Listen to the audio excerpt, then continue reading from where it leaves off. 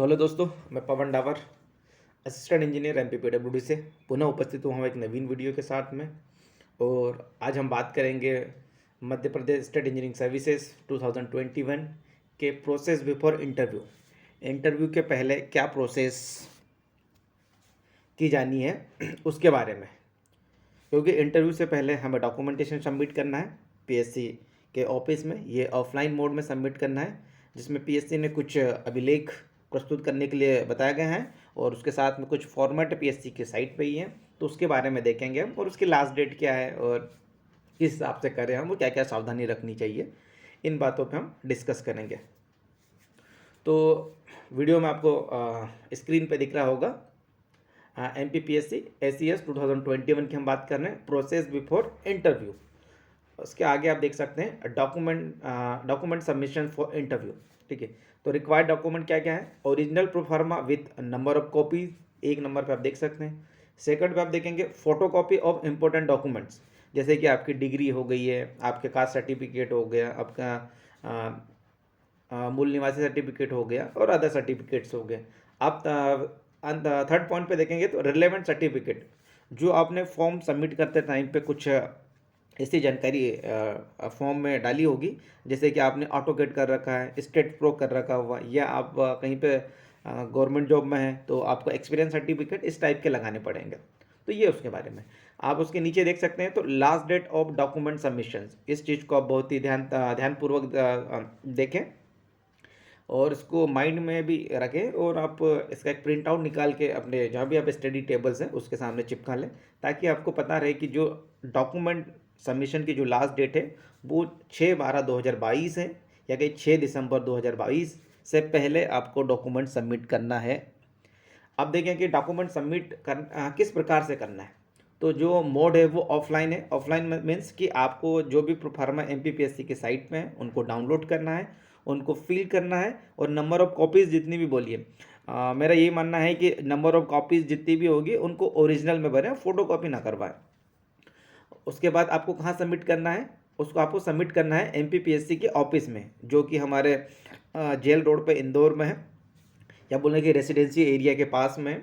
वहाँ जाके आपको सबमिट करना है। वहाँ पे जैसे ही आप PSC के कार्यालय जाएंगे तो आपको साइट में एक कार्यालय लिखा हुआ होगा, वहाँ पे जाना है, वहाँ पे आपको सबमिट करना है। और आपको जो भी डॉक्यूमेंट सबमिट करना है वो बंद लिफाफा में सबमिट करना है। तो आप लिफाफा के ऊपर जो भी कुछ लिखेंगे उसकी फ़ोटो कॉपी करवा लें, और जब आप डॉक्यूमेंट सबमिट करेंगे वहाँ पे, तो जिसको भी आप सबमिट करें उससे सील और साइन जरूर लें। उसको हम OC कहते हैं, ताकि कभी कभी किसी स्टूडेंट्स कैसे होते हैं कि डॉक्यूमेंट मिसप्लेस हो जाते हैं, तो उनके पास सबूत नहीं रहता कि हमने डॉक्यूमेंट सबमिट किए थे कि नहीं किए थे। तो आज का वीडियो शुरुआत करने से पहले आप सभी से मेरा विशेष निवेदन है कि मेरे यूट्यूब चैनल को लाइक करें, शेयर करें और सब्सक्राइब करना ना भूलें। तो देखिए, हम सबसे पहले आप देख रहे होंगे स्क्रीन पे मध्य प्रदेश लोक सेवा आयोग इंदौर की बात कर रहे हैं हम, राज्य अभियांत्रिकी सेवा परीक्षा 2021, जिसकी जो परीक्षा हुई थी 3 जुलाई 2022 को रविवार के दिन हुई थी, और जो उसके परीक्षा परिणाम आए थे 4 नवंबर 2022 को आए थे। इसमें टोटल सीट्स दे रखी है 446 सीट हैं, जिसमें अलग अलग कैटेगरीज के लिए अलग अलग आप देख सकते हैं स्क्रीन पे।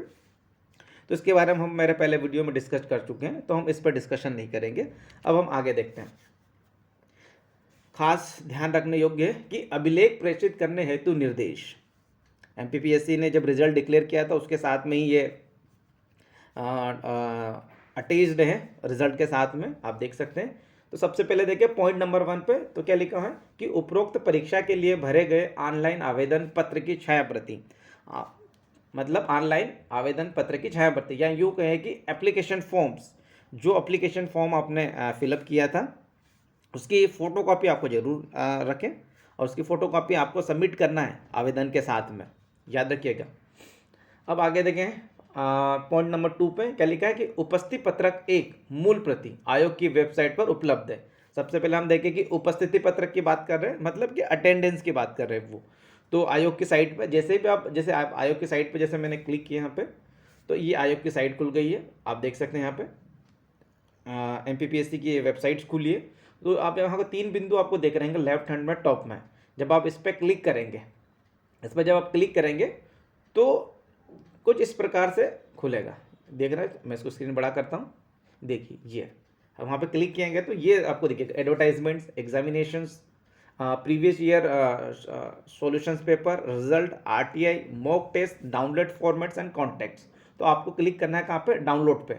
जब आप डाउनलोड फॉर्मेट्स पे क्लिक करेंगे तो आपको एक लिस्ट मिलेगी, देखिए इस प्रकार से, ये attendance format, personal information format, अनुप्रमाण फॉर्मेट, शासकीय सेवक हेतु अभिवचन पत्र, घोषणा पत्र अन्य पिछड़ा वर्ग के उम्मीदवारों हेतु, और घोषणा पत्र किसी भी चयन परीक्षा से विवर्जित संबंधी, और लास्ट में दे रखा है हमारा इंपोर्टेंस इंस्ट्रक्शन फॉर कैंडिडेट जो कि कोर्ट संबंधित है। तो ये तो आपको जब पीएससी के साइट पे जाएंगे तो आप इन सभी को डाउनलोड कर ले, जितने भी फॉर्मेट दे रखे हैं जो पीएससी ने मंगे हुए हैं, अभिलेख प्रेषित करने जो रिजल्ट डिक्लेयर किया था उसके साथ में इस पेज पे आप देखेंगे तो यहाँ पे दे रखे हैं कुल 18 बिंदु है। हम देख लेते हैं वन बाय वन। अभी एक को तो हम देख चुके थे, क्या है कि एप्लीकेशन फॉर्म हमें प्रिंट आउट करके रखना है और अटैच करना है इसके साथ में। दूसरा था हमारा उपस्थिति पत्रक की मूल प्रति, कितनी, एक उपस्थिति पत्रक की एक मूल प्रति भेजना है, मतलब कि आपको फोटो कॉपी नहीं है, आपको प्रिंट आउट निकालना है, पेन से फिलअप करना है और उसको सबमिट करना है, उसको मूल प्रति बोलेंगे, और उसके साथ में आपकी साइन। तो देख लेते हैं हम कि अटेंडेंस किस प्रकार से रहेगा फॉर्मेट। आपको जब हम वहाँ से डाउनलोड करेंगे तो आप देख सकते हैं मध्य प्रदेश लोक सेवा आयोग उपस्थिति पत्रक आवेदक द्वारा भरा जावे, ध्यान रखिएगा आवेदक द्वारा। आप सबसे पहले देख सकते हैं आवेदन क्रमांक, जो आपकी एप्लीकेशंस थी, एप्लीकेशन जब आप प्रिंट आउट निकालेंगे तो उसमें आवेदन क्रमांक होगा, तो आप यहाँ पे आवेदन क्रमांक फिलअप करें। उसके बाद यहाँ पे आप देखेंगे पंजीयन क्रमांक या रोल नंबर, जो भी आपका रोल नंबर था वो यहाँ पे फिलअप करें। 4th नंबर पे देखिए विज्ञापन क्रमांक या दिनांक, जो कि एमपीपीएससी का एडवर्टाइजमेंट निकला था, ओरिजिनल एडवर्टाइजमेंट की हम बात कर रहे हैं, जो स्टार्टिंग में निकला था, जो अपॉइंटमेंट हुए थे उसकी बात नहीं कर रहे, पोस्ट का जो स्टार्टिंग में निकला था उसका होगा विज्ञापन क्रमांक और दिनांक, उसको आपको यहाँ पे फिल करना है। ध्यान से रखिएगा, आप उसकी भी एक प्रिंट आउट कॉपी निकाल लें विज्ञापन की। परीक्षा का नाम आप सभी को पता है, राज्य अभियांत्रिकी सेवा परीक्षा 2021 है। आवेदित पद का नाम तो सहायक यंत्री है, जो भी जिस फील्ड का है, जैसे सिविल वाला है तो ब्रैकेट में सहायक यंत्री और ब्रैकेट में लिखेंगे सिविल, और जो इलेक्ट्रिकल वाला है तो सहायक यंत्री और ब्रैकेट में लिखेंगे इलेक्ट्रिकल ब्रांच को लिखना ही जरूरी है साथ में।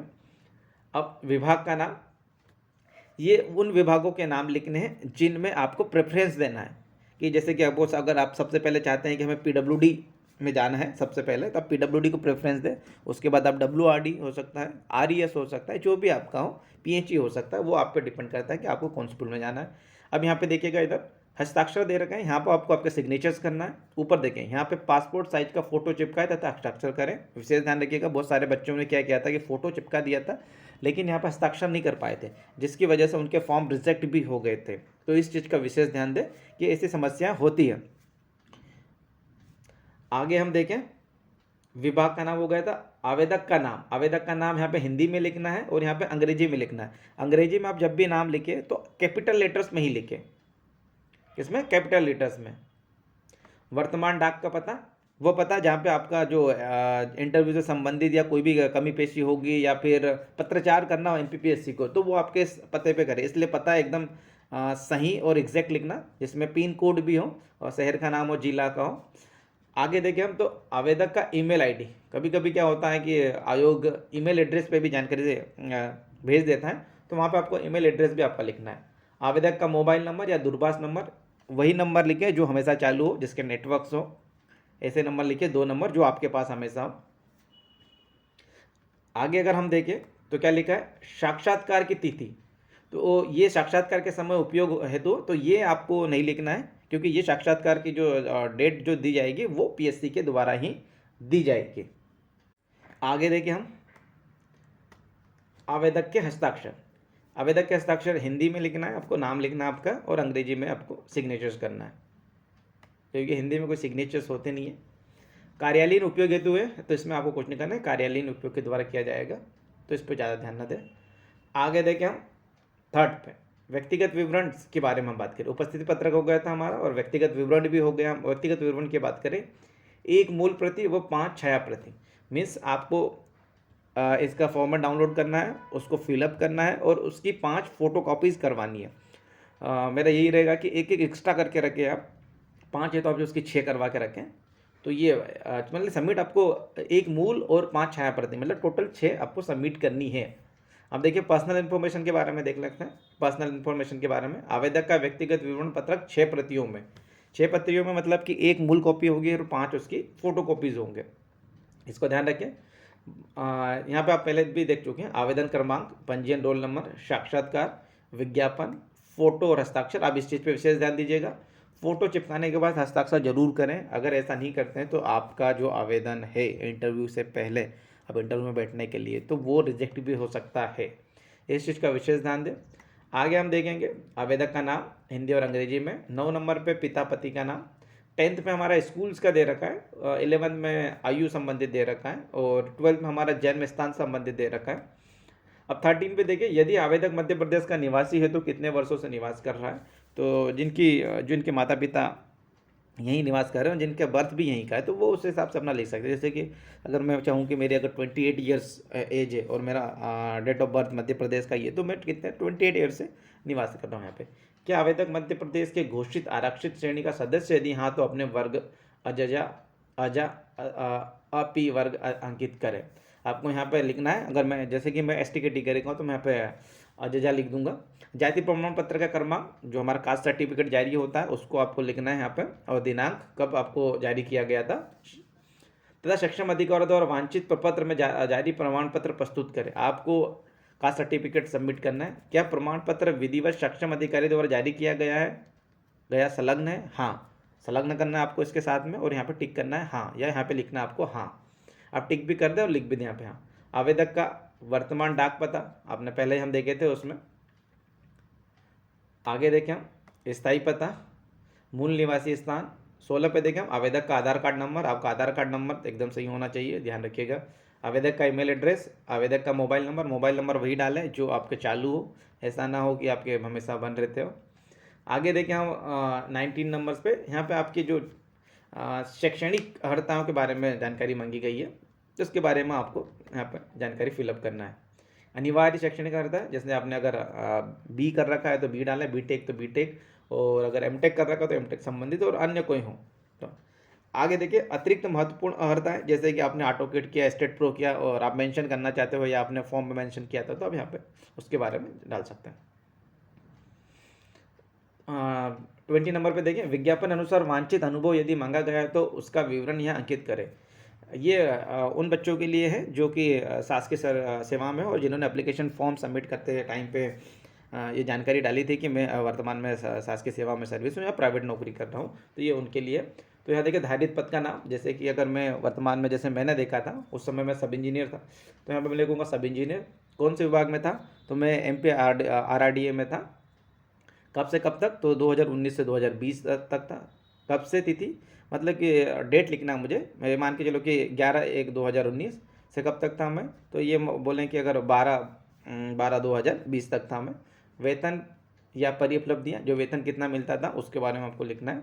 अनुभव अवधि में कार्य दायित्व का संक्षिप्त विवरण, आपने क्या किया, जैसे कि मैं RRDA में था तो RRD स्पेशली विलेज रोड का काम करता, तो मैंने रोड वर्क डाले थे।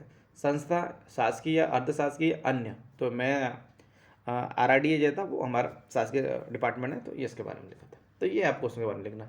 21 पे देखें हम, यदि आप मध्य प्रदेश शासन के अंतर्गत शासकीय, अर्धशासकीय अथवा अशासकीय पद पर सेवारत हैं तो उसके बारे में लिखना है। विवरण यहाँ अंकित करें, केवल वही सेवा का विवरण अंकित करें जिसमें आप निरंतर सेवा में सेवारत हो। यहाँ पर उसी के बारे में हमें लिखना है कि हम कौन से उसमें सेवारत हैं। यदि 22 पे देखिए, यदि आप अन्य किसी संस्था विभाग में किसी पद पर मध्य प्रदेश शासन की सेवा को छोड़कर सेवारत है तो उसका विवरण यहाँ अंकित करें। जैसे कि आप सेंट्रल सर्विसेज में है तो उसके बारे में यहाँ पे आपको लिखना है, या फिर आप किसी NGO में कार्य कर रहे हैं तो उसके बारे में आपको यहाँ पे फिलअप करना है 22 में। आगे देखिए हम 23 क्या बोल रहा है, यदि आप आयु सीमा में छूट चाहते हैं तो छूट का आधार तथा विज्ञापन के संदर्भित कंडिका का स्पष्ट उल्लेख करें। कि जिनको भी कैटेगरीज में यदि आयु की छूट दे दी गई है या फिर कोई हैंडीकेप्ड है उनको, तो उसके बारे में आपको लिखना है। आगे देखें हम 21(4) में, क्या आप भारत के नागरिक हैं। सेकंड पे देखें, यदि आप भारत के नागरिक नहीं है तो क्या आपने भारत सरकार से पात्रता का घोषणा पत्र प्राप्त किया है। जो फॉरेनर्स हैं उनके लिए है, जो भारत से बाहर NRI। और 25, क्या आप विवाहित हैं, जो विवाहित हैं उनके बारे में लिखिए। क्या आप दिव्यांग हैं 26 में। आगे 27 में, क्या आप भूतपूर्व सैनिक है, तो भूतपूर्व सैनिक संबंधित आपको जानकारी लिखनी है। 28 किसी नियोजन खेलकूद में क्या आपने राज्य विश्वविद्यालय या महाविद्यालय का प्रतिनिधित्व किया, यदि हाँ तो विवरण तथा प्रमाण पत्र संलग्न करें। तो ये उसके बारे में आपको लिखना है।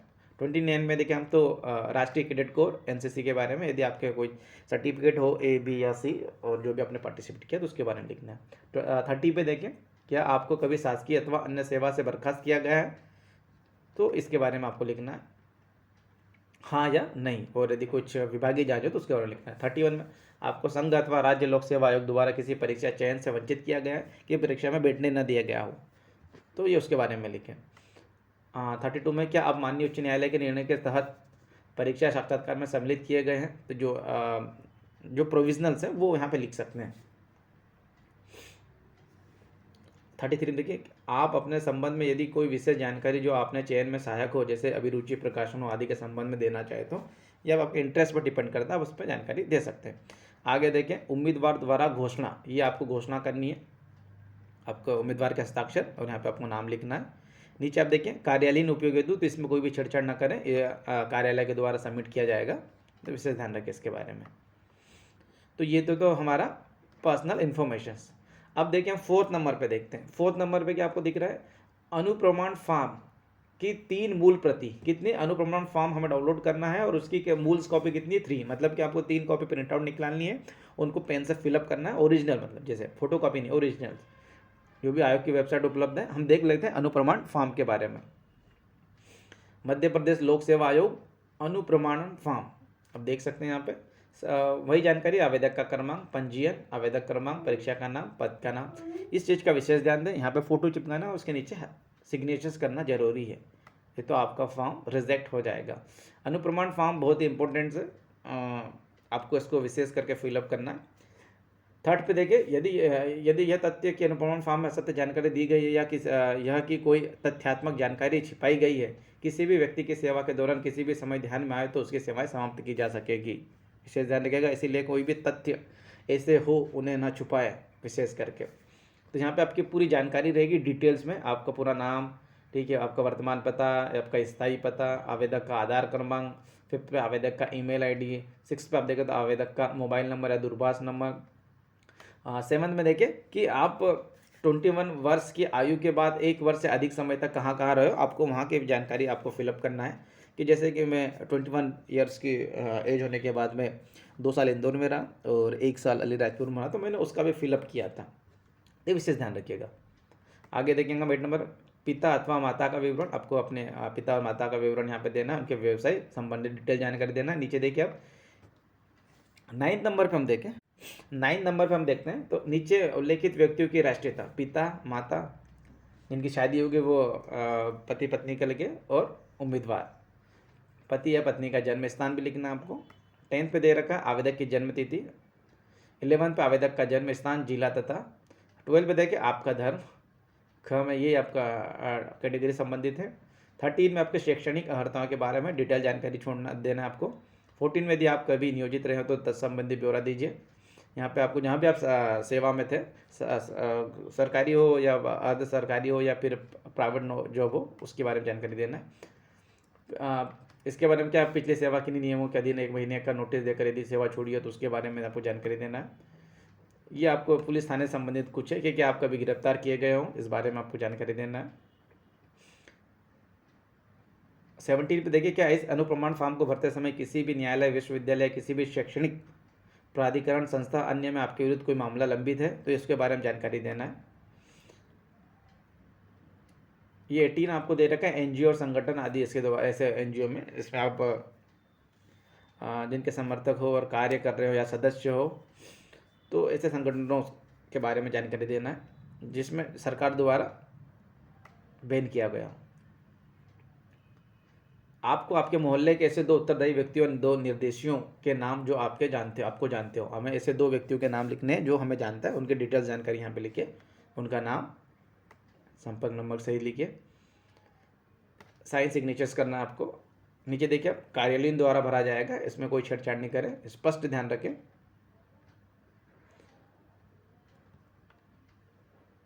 अब हमारा तो हो गया था ये अनुप्रमाण फॉर्म। अब 5th नंबर पे देखिए, शासकीय सेवा हेतु अभिवचन पत्र 1 मूल प्रति, शासकीय सेवा हेतु अभिवचन पत्र, फॉर गवर्नमेंट एम्प्लॉय, इनके लिए जो सरकारी सेवा में ये उनके लिए है। तो हम देखते हैं ये 5th नंबर का, शासकीय सेवक हेतु अभिवचन पत्र।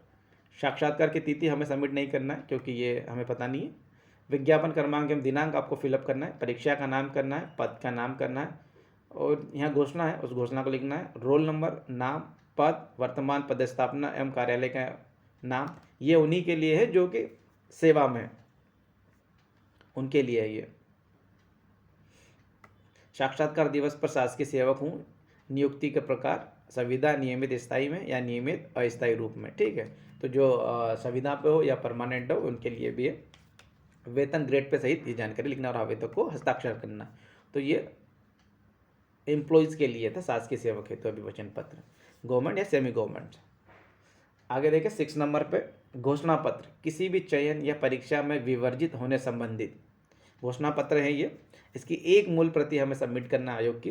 अब सभी को मैं एक बार पुनः बताना चाहूँगा कि आप जितने भी मूल प्रतियाँ हैं उनकी एक एक कॉपी जरूर अपने पास रखें, फोटो कॉपी करवा के। घोषणा पत्र देखें, तो घोषणा पत्र इस प्रकार से होगा, जो कि हमारी आयोग की वेबसाइट पे अवेलेबल है। मैंने बताया था डाउनलोड फॉर्मेट में आप जाएंगे तो किसी भी परीक्षा चयन से विवर्जित संबंधित कि आपको रोका गया हो उसके बारे में आपको जानकारी यहाँ पे देना है। आपको जिसके बारे में डिटेल जानकारी देना है, और यहाँ पे आपका हस्ताक्षर, पूरा नाम और पता आपको लिखना है, मोबाइल नंबर सहित और पिन कोड भी। आगे देखें हम 7 नंबर पे कि अन्य पिछड़ा वर्ग के अभ्यर्थियों को क्रीमी लेयर श्रेणी के अंतर्गत न आने संबंधित प्रस्तुत किए जाने वाला घोषणा पत्र एक मूल प्रति, ये सिर्फ हमारे ओबीसी कैंडिडेट्स के लिए ही है। तो विशेष करके ध्यान रखें, एसटी एससी के लिए नहीं है, ईडब्ल्यूएस इनके लिए नहीं है, ये ओबीसी के बच्चों के लिए है। तो वो इसको फिलअप जरूर करें, ओबीसी के जो भी बच्चे हैं, और इसके अपने आवेदन के साथ में सबमिट करें। 8 पे देखिए, हाई स्कूल एवं हायर सेकेंडरी परीक्षा की अंक सूची। आपको फोटोकॉपी लगाना है, ओरिजिनल नहीं लगाना है, लेकिन अटेस्टेड, सेल्फ अटेस्टेड, जो भी डॉक्यूमेंट आप लगाएंगे वो सेल्फ अटेस्टेड रहेंगे। ओरिजिनल सिर्फ पत्रक जो आयोग की वेबसाइट से आप डाउनलोड करेंगे उनको सबमिट करना है, ताकि आपके जो डॉक्यूमेंट्स है वो ओरिजिनल नहीं करना है, सिर्फ अटेस्टेड फोटोकॉपी सबमिट करना है। 9 पे देखें, किसी मान्यता प्राप्त विश्वविद्यालय से संबंधित विषय सिविल, विद्युत यांत्रिकी, अभियांत्रिकी में उपाधि, डिग्री की समस्त अंक सूचियाँ, उपाधि की प्रति। तो 9th नंबर पे ये है कि जिसने भी बी या बीटेक कर रखा हुआ है वो हम अपनी टोटल 8 सेम होते हैं, तो उनकी मार्कशीट सबके सबमिट करना है, 1 से लेके 8 सेमेस्टर तक की, और आपको आपकी डिग्री की फोटोकॉपी और मार्कशीट की भी फोटोकॉपी सेल्फ अटेस्टेड सबमिट करना है। जिनकी भी ओरिजिनल डिग्री नहीं आई है तो वो प्रोविजनल डिग्री सबमिट कर सकते हैं। 10th में देखिए, मूल निवासी, स्थायी निवासी प्रमाण पत्र की प्रति, प्रमाण पत्र में गोल सील, जावक क्रमांक, दिनांक का उल्लेख आवश्यक हो। तो ये हमारा निवासी था, और 11 पे हमारा था जो कास्ट सर्टिफिकेट है। तो हम देख सकते हैं दोनों लगभग सेम ही होते हैं, निवासी और कास्ट सर्टिफिकेट। तो उसके बारे में मैं बताना चाहूँगा मेन चीज़ तो, कि इसमें गोल सील के बारे में सबसे पहले तो आपको ध्यान रखना चाहिए कि डिजिटल सर्टिफिकेट आजकल जारी किए जाते हैं गवर्नमेंट के द्वारा, तो ये प्रकरण क्रमांक आपका होना चाहिए, प्रमाण पत्र क्रमांक भी होना चाहिए, विशेष ध्यान रखें। ये डिजिटल सर्टिफिकेट है मेरा। अब इसमें आ गया था गोल सील, अब ये देखिएगा, ये तहसील राजपुर के ऊपर लिखी है, गोल सील लगी हुई है। यहाँ पे एसडीएम के डिजिटल सिग्नेचर्स है, और कब जारी किया था ये, और यहाँ से लोक सेवा से जो मैंने ली थी वहाँ से उसके द्वारा सर्टिफाइड है ये काफ़ी सर्टिफाइड है, और ये गोल सील लगी हुई है, इसी के वजह कि गोल सील होना चाहिए और सर्टिफाइड होना चाहिए वहाँ से। तो ये आपका सर्टिफिकेट, कास्ट सर्टिफिकेट और मूल निवासी सर्टिफिकेट लगभग सेम ही होते हैं, तो ये डिजिटल जारी होते हैं दोनों। आगे हम देखें, 11th हो गया था। 12th पे देखें, ईडब्ल्यूएस एवं श्रेणी की पात्रता रखने वाले आवेदक ईडब्ल्यूएस श्रेणी का वैध प्रमाण पत्र, जिनमें ईडब्ल्यूएस को 10% रिजर्वेशन है, तो उनको भी उनका सर्टिफिकेट सबमिट करना पड़ेगा। आगे देखते हैं हम 13 पे, मध्य प्रदेश के मूल निवासी होने की स्थिति में मध्य प्रदेश रोजगार कार्यालय के जीवित पंजीयन प्रमाण पत्र की प्रति, आपको रोजगार कार्यालय से आपका जो पंजीयन प्रमाण पत्र मिलता है, आजकल ऑनलाइन होता है, आप ऑनलाइन अप्लाई करके भी आप निकाल सकते हैं रोजगार कार्यालय का आपका जीवित प्रमाण पत्र, जो कि वैध हो। जिनके पास पहले है, अगर वो एक्सपायर हो गया है तो वो उसको रिन्यू करवा लें, तो वो भी आपको सबमिट करना है। सभी जितने भी डॉक्यूमेंट आपको सबमिट करना है वो सेल्फ अटेस्टेड जमा करना है, प्रोफार्मा को छोड़ के। आगे देखें हम 14 नंबर पे, तो 14 नंबर क्या बोल रहा है कि महिला आवेदकों हेतु विवाह उपरांत या उपनाम परिवर्तन की स्थिति में शपथ पत्र की प्रति, जो भी पहले एग्ज़ाम से पहले जिनकी शादी नहीं हुई थी लेकिन अभी शादी हो चुकी है, ये उनके लिए। तो मेरा आप सभी से यही विशेष आग्रह होगा कि अभी आप इसमें कुछ छेड़छाड़ी ना करें। अगर आपका विवाह भी हो गया है तो आप अभी चाहो तो नहीं भी बता सकते हैं, ज़रूरी नहीं है। जब आपकी जब ज्वाइनिंग हो जाएगी किसी भी विभाग में, तो वहाँ पे जब आपका जो जानकारी ली जाएगी वहाँ पे आप उसको सबमिट करके IFMIS में डिटेल जानकारी सबमिट कर सकते हैं। 15 पे देखें, दिव्यांगजन होने की स्थिति में दिव्यांगता विषयक मेडिकल बोर्ड का वैध प्रमाण पत्र। 16 पे देखें, भूतपूर्व सैनिकों से संबंधित है प्रमाण पत्र। 17 पे देखें, इंपॉर्टेंट है, शासकीय सेवक होने की स्थिति में विभाग द्वारा जारी अनापत्ति प्रमाण पत्र की प्रति, अनापत्ति प्रमाण पत्र की प्रति चाहिए हमें, ओरिजिनल नहीं चाहिए, लेकिन ये भी सेल्फ अटेस्टेड होनी चाहिए। क्योंकि जो शासकीय सेवा में, तो बहुत कभी कभी क्या होता है कि कोई शासकीय सेवा में है और उनके विभाग उन्हें NOC देने से मना कर देते हैं, तो आप यहाँ पे एलिजिबल नहीं माने जाएंगे जब तक आपका विभाग आपको NOC नहीं देता है। NOC मतलब कि नो ऑब्जेक्शन सर्टिफिकेट। देख लेते हैं किस प्रकार से बनवाएं आप जो भी शासकीय सेवा में। ये मैंने अपना बताया है कि जब मेरा था, देख सकते हैं आप, मध्य प्रदेश ग्रामीण सड़क विकास प्राधिकरण परियोजना क्रियान्वयन इकाई अलीराजपुर में मैं कार्यरत था। तो अनुमति एवं अनापत्ति प्रमाण पत्र, सबसे पहले आपका है पत्र क्रमांक जो भी है, दिनांक, और फिर आपका जो अनुमति एवं अनापत्ति प्रमाण पत्र। यहाँ पे मेरा नाम है, आप देख सकते हैं डिटेल में जानकारी लिखी हुई है कि, और अंत में यहाँ पे देख सकते हैं कि अनुमति प्रदान की जाती है मुझे एवं चयनित होने की स्थिति में उन्हें इस कार्यालय से अनुबंध एवं बॉन्ड की शर्तों के अनुसार भार मुक्त करने में कोई आपत्ति नहीं होगी। कभी कभी क्या रहता है कि कोई सेमी गवर्नमेंट जॉब में या संविदा पे हैं तो उनको अनुबंध भरना पड़ता है कि आपको 3 साल जॉब करना ही पड़ेगा, बॉन्ड जो कुछ रहता है कुछ राशि का। तो इसलिए उसमें भी कुछ रहता है कि 1 महीने पहले आप सूचना देनी पड़ती है आपको विभाग को। तो इसीलिए ये इसको लिखा गया है, बॉन्ड की शर्तों के अनुसार भार मुक्त करने की कोई आपत्ति नहीं होगी। यह प्रमाण पत्र इनके चाहने पर प्रदान किया जाता है। नीचे जो भी आपके हेड ऑफ डिपार्टमेंट रहेंगे उनके सिग्नेचर्स होंगे। तो ये आपका अनापत्ति एवं अनुपत्ति प्रमाण पत्र हैं, तो विशेष ध्यान रखिएगा। आगे देखें एंडिंग में, अन्य कोई प्रमाण पत्र यदि, ऐसे कोई प्रमाण पत्र जैसे कि आपने ऑटोकेट किया हुआ, स्टेट प्रो किया हुआ है या अन्य कोई भी सर्टिफिकेट कोर्स किया हुआ जो कि आपने आपके आवेदन के समय मेंशन किया हुआ है, तो उसकी उसको आपको अटैच करना है। तो मैंने ऑटोकेट किया हुआ था तो मैंने ये ऑटोकेट से संबंधित अपनी जानकारी उसमें दी थी। आगे देखिए हम, उपरोक्त अनुसार क्रम में प्रमाण पत्रों की प्रमाणित स्वप्रमाणित छाया प्रति संलग्न कर, जिस क्रम में दे रखा है आपको उसी क्रम में डॉक्यूमेंट्स का एक सेट करना है, जितनी भी कॉपीज़ मंगी है। संलग्न कर दिनांक 6/12/2022 या यूँ कहे कि 6 दिसंबर 2022 तक आयोग कार्यालय भेजना सुनिश्चित करें। मतलब कि आपको ऑफलाइन मोड में सबमिट करना है। आप एक लिफाफा लेंगे, उस लिफाफा में आप सारे डॉक्यूमेंट को पंचिंग करके रख देंगे और ऊपर जो भी जानकारी जो भी आपको जिस एड्रेस पर भेजना है वहाँ पर आप लिख देंगे। देखिए आगे, जिन आवेदकों के अभिलेख अंतिम तिथि तक प्राप्त नहीं होंगे उनके विषय में यह माना जाएगा कि वे साक्षात्कार में भाग नहीं लेना चाह रहे हैं। उनकी उम्मीदवारी निरस्त कर आयोग द्वारा नियमानुसार कार्रवाई की जाएगी। आवेदक द्वारा अपने पत्र में दी गई समस्त जानकारियों की आयोग कार्यालय द्वारा सूक्ष्म जांच करने के उपरांत सही पाए जाने पर ही आवेदक को साक्षात्कार की पात्रता होगी।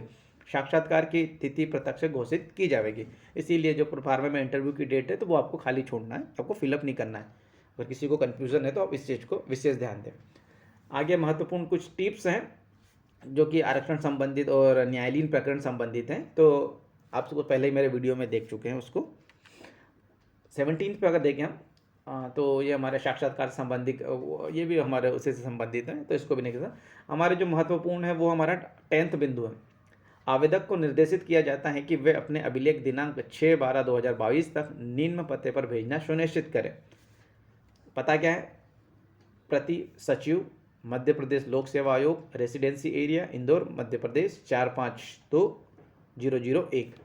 इस पते पे आपको आपके डॉक्यूमेंट सबमिट करना है। मेरा बच्चों से विशेष निवेदन है कि आप इसको कोरियर या स्पीड पोस्ट के माध्यम से ना सबमिट करें, आप खुद ही जाएं और खुद ही वहाँ पे सबमिट करें और एक उसकी रिसीविंग ले लें, जिसको OC कहते हैं, वो ले लें सील और साइन के साथ में।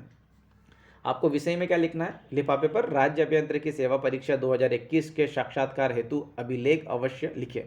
ठीक है, क्या लिखना है, राज्य अभियांत्रिकी सेवा परीक्षा 2021 के साक्षात्कार हेतु अभिलेख। इसके बारे में देख लेते हैं, मैं आपको लिफाफा बता देता हूँ। तो ये इस प्रकार से लिफाफा रहेगा। आपको क्या मतलब लिफाफा आपको बड़ा लेना है, A4 साइज का लेना है।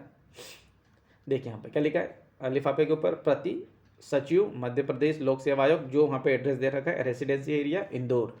विषय में लिखना राज्य अभियांत्रिकी सेवा परीक्षा 2021 के साक्षात्कार हेतु अभिलेख। ऊपर देखिए सहायक यंत्री सिविल, आप ब्रैकेट में लिखे। प्रेक्षक कौन है, यहाँ पे जैसे मैं प्रेक्षक हूँ तो अपना नाम लिखा, अपने गांव का नाम, पोस्ट ऑफिस, तहसील, जिला और पिन कोड, और साथ में संपर्क नंबर, वही नंबर लिखे जो हमेशा चालू हो, नेटवर्क में हो। कोई चाहे तो आप यहाँ पे साइन भी कर सकते हैं, ऐसा ज़रूरी नहीं है। और ये आपको बंद लिफाफे में सबमिट करना है। इसकी एक कॉपी निकाल ले, फोटो कॉपी कर ले, जैसे आप एक लिफाफे में A4 साइज के लिफाफे पे लिखेंगे, इसकी फ़ोटो कॉपी करवा ले।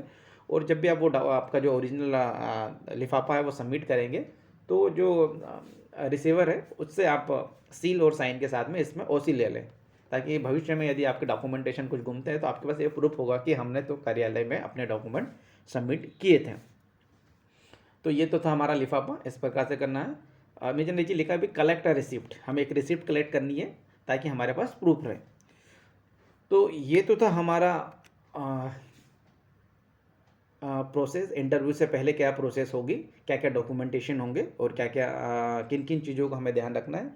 आई होप आप लोगों को मेरा ये वीडियो पसंद आया हो, और यदि आप लोगों को इसमें कुछ डाउट्स हो तो आप मेरा यूट्यूब चैनल है एजुकेशन बॉक्स, उस पर आप कमेंट कर सकते हैं। और यदि आपको और डिटेल जानकारी चाहिए तो आप मेरा जो ईमेल एड्रेस है pawanbajad@gmail.com, और मेरा जो कॉन्टैक्ट नंबर है 9893125262, इस पर मुझे कॉल कर सकते हैं, SMS कर सकते हैं। तो आज के लिए धन्यवाद। कल हम एक नवीन वीडियो के साथ में होंगे, और उस वीडियो में हम बात करेंगे कि डॉक्यूमेंटेशन के समय जब आप फिल करेंगे, जो प्रोफार्मा दे रखे हैं उनमें क्या क्या सावधानी रखें। और अगर आप